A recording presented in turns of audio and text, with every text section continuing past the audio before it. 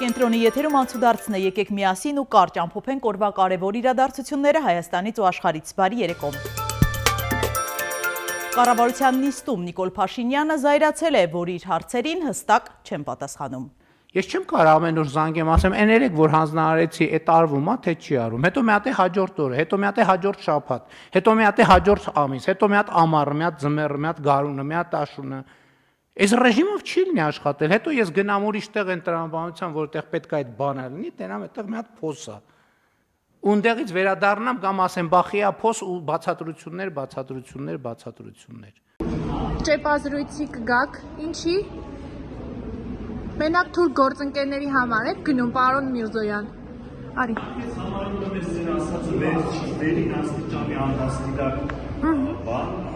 անշնորհք եւ ոչ անհստակ։ Երևի շնորհքով է ձեզն է, որ ձեր արածնա, որ դուք ձերքը ձեր գրպանը դրած պատասխանում եք։ Սա քաղաքական ակցիա է։ Ամոթ ձեզ։ Բայց ինչ ասաց, որ քաղաքական ակցիա է։ Որ գալիս եք ամոթանք եք տալիս ու գնում եք։ Երբ որ ձեզ օրենք ենք ասում, հայրեն, երբ որ ձեզ օրենք ենք ասում, մենակ թուրք գործընկերին պատասխանը, ես լրիվ իրավունք եմ ասում ամոթ ձեզ, իսկ դուք ձեր չափում։ Բա ներողություն, պարոն Միրզոյան, բա ո՞րն է։ Պատասխանում ու չեք չփում նորմալները։ Դրա համար սենց է։ Թուրքիայից Հայաստան ժամանած լրագրողներն այցելել են հայ-թուրքական սահման եղել Մարգարե անցակետում։ Մեդիատուրի ընթացքում նրանք ծանոթացել են վերանորոգված անցակետին և տեխնիկական հնարավորություններին։ Արձանագրվել է, որ անցակետն ամբողջությամբ պատրաստ է գործարկմանը։ Ավելի վաղ հայտնի էր դարձել, որ լրագրողները Փաշինյանից հարցազրույց վերցնելու համար Հայաստան են ժամանել հայկական կողմի նախաձեռնությամբ, Հայաստանի բյուջեի հաշվին։ Բաքուն թույլ չի տալիս Անկարային երկխոսություն սկսել Երևանի հետ, չնայած Ղարաբաղյան պատերազմի ավարտին և Երևան-Բաքու բանակցություններին։ Թեև Թուրքիան նախապես խոստացել էր զուգահեռ երկխոսություն, սակայն Բաքուն ցանկանում է, որ Հայաստանի հետ հարաբերությունների կարգավորումը Թուրքիան սկսի միայն Բաքու-Երևան վերջնական համաձայնությունից հետո։ Նման վերլուծություն է արել թուրք լրագրող Բարեչ Յինանչը, որն այս օրերին Հայաստանում է։ Նա իր հոդվածը տեղադրել է թուրքական կայքերից մեկում ու մանրամասն անդրադարձել Թուրքիա-Ադրբեջան հարաբերություններին և դրանց ազդեցությանը տարածաշրջանի վրա։ Ադրբեջանն ու Հայաստանը ավարտել են խաղաղության համաձայնագրի տեքստի համաձայնեցման շուրջ բանակցությունները։ Լրագրողների հետ զրույցում Ադրբեջանի արտգործնախարար Ջեյհուն Բայրամովը հայտարարել է, որ Հայաստանն ընդունել է ադրբեջանական կողմի առաջարկները համաձայնագրի վերջին երկու չհամաձայնեցված կետերի վերաբերյալ։ Ադրբեջանի արտգործնախարարը հավելել է, հաջորդ փուլում Բաքուն ակնկալում է, որ Հայաստանը փոփոխություններ կկատարի իր սահմանադրության մեջ։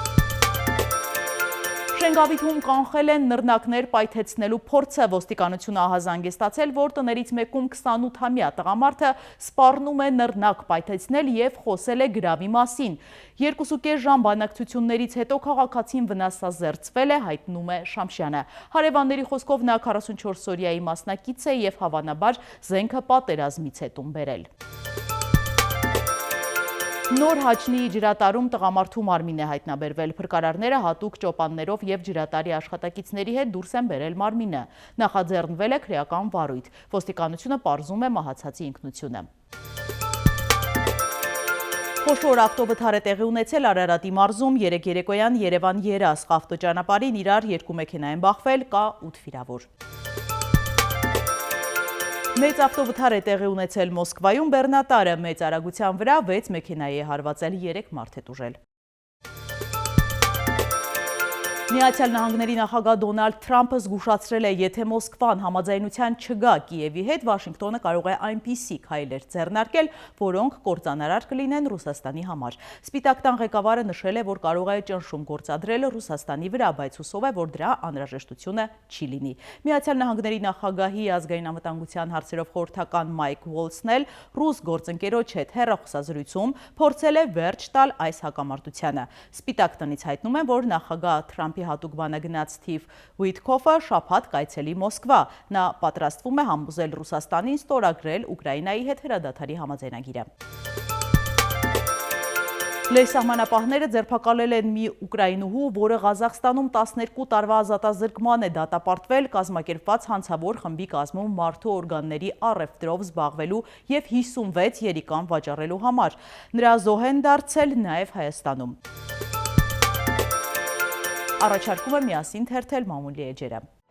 Հրապարակը գրում է, երեկ հայտնի դարձավ, որ գլխավոր դատախազությունը դիմել է ազգային ժողով պատգամավորներ Հովիկ Աղազարյանի և Տարոն Մարգարյանի նկատմամբ քրեական հետապնդում սկսելու միջնորդագրով։ Ըստ դատախազության կամ հաստատական հիմքեր անցած տարեվերջին ՔՊ-ից հեռացված Հովիկ Աղազարյանի նկատմամբ առանձնապես խոշոր չափերի կաշառտանալու և պաշտոնատար անձի նկատմամբ ունեցած իրական կամ ենթադրյալ ազդեցությունն օգտագործելու հոդվածներով քրեական հետապնդում հարուցելու համար։ Ըստ դատախազության Աղազարյանը $300,000 կաշառք է ուզել գործարարից Հայաստանից առանց խոչընդոտների մանր եղջերավոր անասուններ Արաբական Միացյալ Էմիրություններ արտահանելուն աջակցելու համար։ ՎԿ Հայկ Նազարյանը նախաքննության ընթացքում ի թիվս այլնի ցուցմունք է տվել, որ 23 թվականի ձմռան իրեն է դիմել Facebook-յան ընկերներից մեկը Գոհարը եւ հայտնել, որ Հովիկ Աղազարյանն իր եղբորից Արամից շինթույլտվության համար տարբեր չափերի գումարներ է վերցրել։ Հովիկ Աղազարյանը մեզ փոխանցեց, որ դատախազության այս միջնորդությունն իր համար անակնկալ չէր, թեև դեռ չի ծանոթացել միջնորդության տեքստին, բայց մեղադրանքները չի ընդունում։ Գիտի, որ ամբողջ գործը շինծու է։ Պարզվում է Աղազարյանն ավելի քան 3 տարի առաջ Արամ Մկրտչյանի խավորն է դարձել, իսկ Մկրտչյանը Նիկոլ Փաշինյանի խցակիցն է եղել, երբ Փաշինյանը կալանավորվել էր 2008 թվականի հայտնի իրադարձություններից հետո 2009-ին։ Աղազարյանն ասում է, որ հետո է պարզել, որ իր անունից իր սանիկը տարբեր մարդկանց է գցել, գումարներ յուրացրել եւ անցած տարվանից գտնվում է հետախուզման մեջ։ Ինչ վերաբերում է ՀՀԿ անդամ պատիվ ունեմ խմբակցության падգամավոր Երևանի նախկին քաղաքապետ Տարոն Մարգարյանին, ապա նրան մեղադրում են առանձնապես խոշոր չափերով փողերի լվացման, պաշտոնատար անձի կողմից իշխանական կամ ծառայողական լիազորությունների չարաշահման, պետական կամ համայնքային սեփականություն հանդիսացող հողամասերի ինքնակամ զավթման հոդվածներով։ Խոսքը շուրջ 7 տարի քննվող գործի մասին է, որը գլուխ կոտրելուց հետո Փաշինյանի իրավապահները որոշել են որակավորել մեղադրանքը դարձնելով փողերի լվացում եւ մտնել խորհրդարան։ Հակառակ դեպքում գործը փլվելու էր, Մարգարյանն արդարացվելու էր դատարանում, իսկ Նիկոլ Փաշինյանին եւ իր խմբակին հեչ պետք չեն նախընտրական շրջանում նման զարգացումները, քանի որ ինչպես տեսնում են կրկին ասպարեզ են հանել նախկինների թալանի մասին հնամաշ լոզունգները։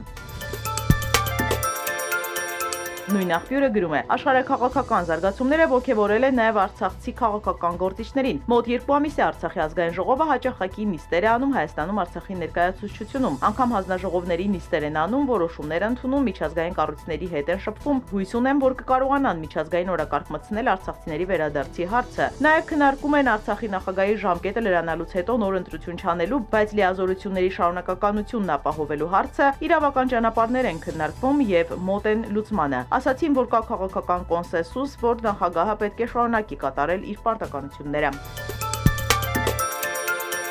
Հրապարակում կարդում ենք ամիսներ առաջ վառելենթի գործով արդարացված երրորդ նախագահ Սերժ Սարգսյանին 3 նոր մեղադրանք ներկայացվեց առանձնապես խոշոր չափերով յուրացման կամ վատման պաշտոնական դիրքն օգտագործելով առանձնապես խոշոր չափերով փողերի լվացման համար։ Ըստ դատախազության այս գործն առնչվում է Երևանի Իսակովի պողոտային եւ Եռաբլուր Պանթեոնին հարակից տարածքների հողամասերի ապօրինի օտարմանը։ Իրականում այդ հողամասերը բավականին հեռու են Եռաբլուրից, պարզապես հատուկ քարոզչական նկատառումներով ընդգծում են Եռաբլուր անունը, որ հանրության մոտ ցասում առաջացնեն նախկիների նկատմամբ։ Խնդրու առարկա հողատարածքի մի մասը դիմացի մայթին են։ Չնայած երեք Սերժ Սարգսյանի փաստաբանը լրատվամիջոցներին հրաժարվել էր հայտնել, թե ում են վաճառվել այդ հողերը, սակայն մենք պարզեցինք, որ հողագտորների մեծ մասը վաճառվել է կառավարության որոշման հիման վրա Հայաստանում Չինաստանի դեսպանությանը։ Գործարքը տեղի է ունեցել 2005 թվականին, այժմ այդ տարածքում է տեղակայված Հայաստանում Չինաստանի դեսպանությունը, տարածքը ըստ էության նրանց սեփականությունն է հանդիսանում եւ այս գործով փաստորեն կարող են սեփ խրել նաեւ հայ-չինական հարաբերություններում։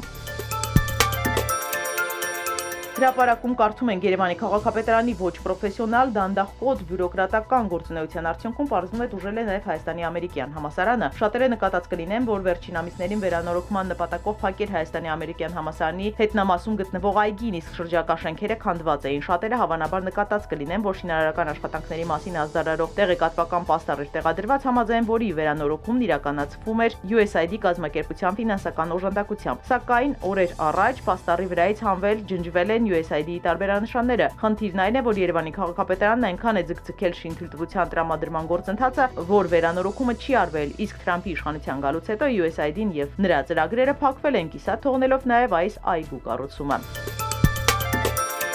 Խոշոր ցույցեր են Բուենոս Այրեսում 50 մարդ է տուժել, 11-ը տեղափոխվել է հիվանդանոց, նաև վիրավոր ոստիկաններ կան, 150 մարդ բերման է ենթարկվել։ Ցույցերին 2000-ից ավելի մարդ է մասնակցել, բողոքում են ցածր կենսաթոշակից։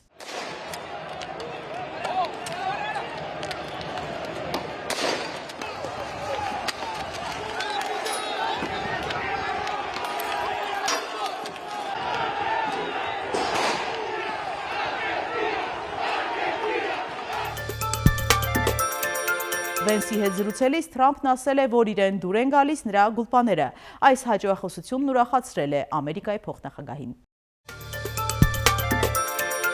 Թրամփը հրապարակավ մեքենա է գնել Իլոն Մասկից։ ԱՄՆ նախագահը Մասկի եւ նրա փոքրիկ որդու ուղեկցությամբ քայլել է Սպիտակ տանտարացքի մեքենաների մասով եւ ասել, որ գնելու է կարմիր մոդել S-ը, որի համար վճարելու է չեկով։ Բուդապեշտի երկնքում օղակներ են հայտնվել, պարզվում է դրանք ինքնաթիռի թողած ինվերսիոն հետքերն են։ Նման պատկեր է ստացվում, երբ օդանավի շարժիչներից անջատվող տաք օդը խառնվում է ցուրտ օդի հետ այն բարձրությունների վրա, որտեղ ջերմաստիճանը 0-ից ցածր է։ Նման հետք ոչ բոլոր ինքնաթիռներն են թողնում։ Սիրելի հետևորդներ, եկեք կատարենք մի քանի պարզ քայլ մեր YouTube-յան ալիքը զարգացնելու համար։ Ձեզանից մի քանի վայրկյան է պահանջվելու։ Հավանում եք այս հաղորդաշարն ու բաժանորդագրվում։